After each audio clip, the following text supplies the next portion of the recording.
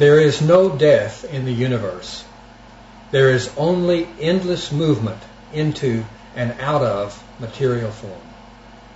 The field of the universe is a vast arena of subatomic particles, eternally clustering or aggregating themselves into forms, holding them in being for a time, then deconstructing them and recycling the particles into new forms. We are observers of a cosmic process of metamorphosis as the field reorganizes and shifts its shape in this way into new configurations.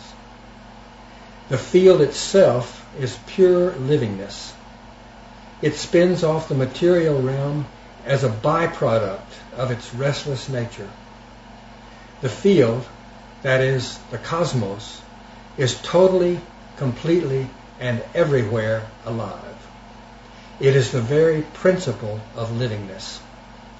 Material forms come and go within this invisible, eternal ocean of livingness.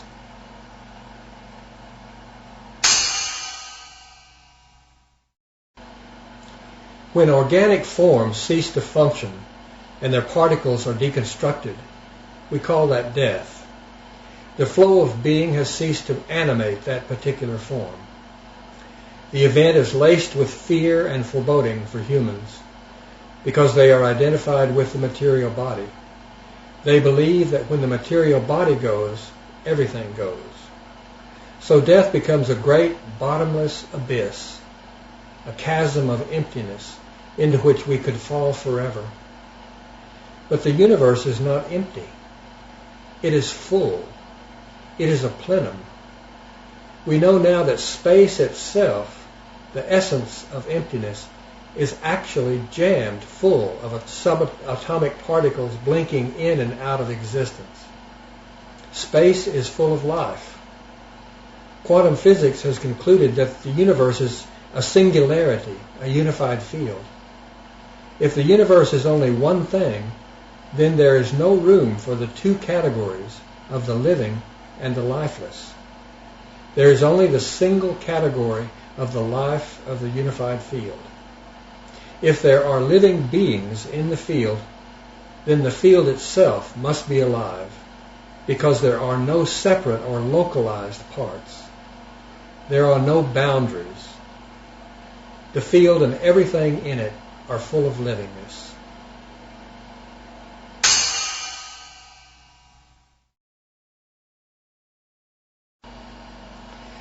The distinction that we have made in the past between life and non-life no longer applies.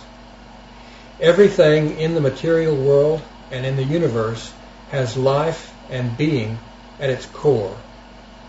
The wooden chair at your dining room table is as alive, though perhaps in a different degree, as the tree from which it was made, or the seed from which the tree germinated. The criteria that science developed to distinguish life from non-life, criteria such as respiration, elimination, and assimilation of nutrients, were all developed in a framework of separate objects. In a world where objects are separate from each other, it makes sense to distinguish the category of living organisms from the category of inert, non-living material forms. In the new world of the unified field, there are no separate objects. The cosmos is a single field or web of interrelationships without any parts whatsoever. Everything in the field is all moving together and shape-shifting into the next configuration. It's all one thing, and it's all alive and laced with sentient being.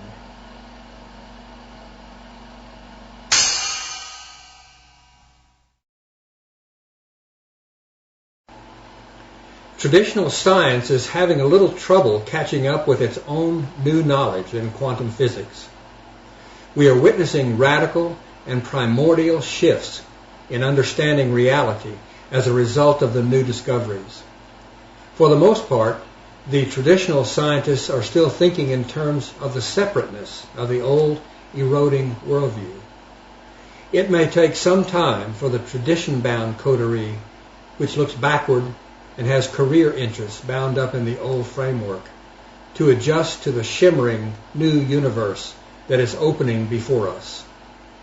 In that new universe, there is nothing but life, life, life, all the way down to the bottom.